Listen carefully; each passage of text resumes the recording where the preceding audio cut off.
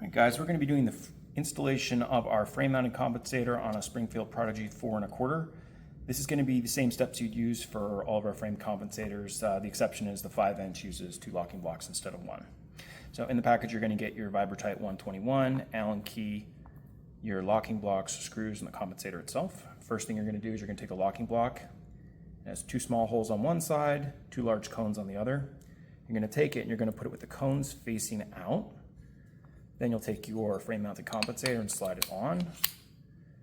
You're going to open up your bottle of thread locker, take one of the screws,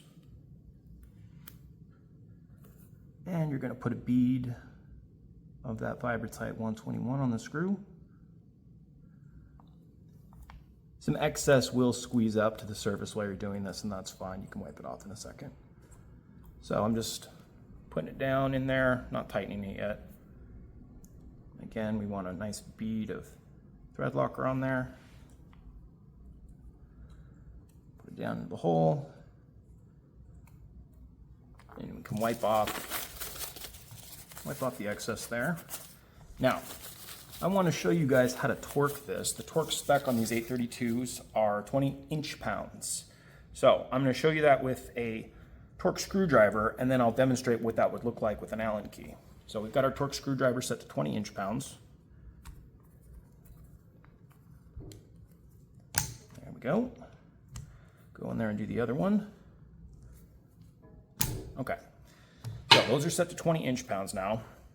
What would that look like with an Allen key? I'm going to show you. I'm going to loosen it. See, we're starting at this point. Okay. Now we're spinning freely, spinning freely. Once you get to resistance, it's not much more than about 1/8 to 1/4 of a turn.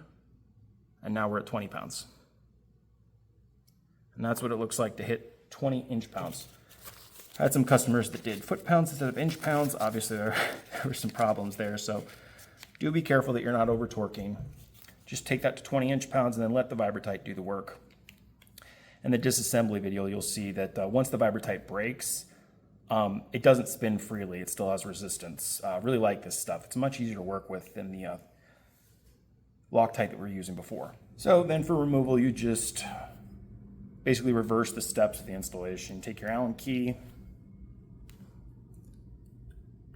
and you break the thread locker.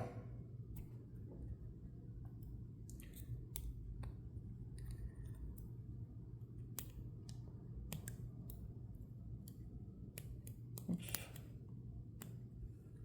There we go. And then after a few revolutions, the thread locker is kind of loosened up enough that you can come around and you can spin it this way. I really like this 121 Vibratite.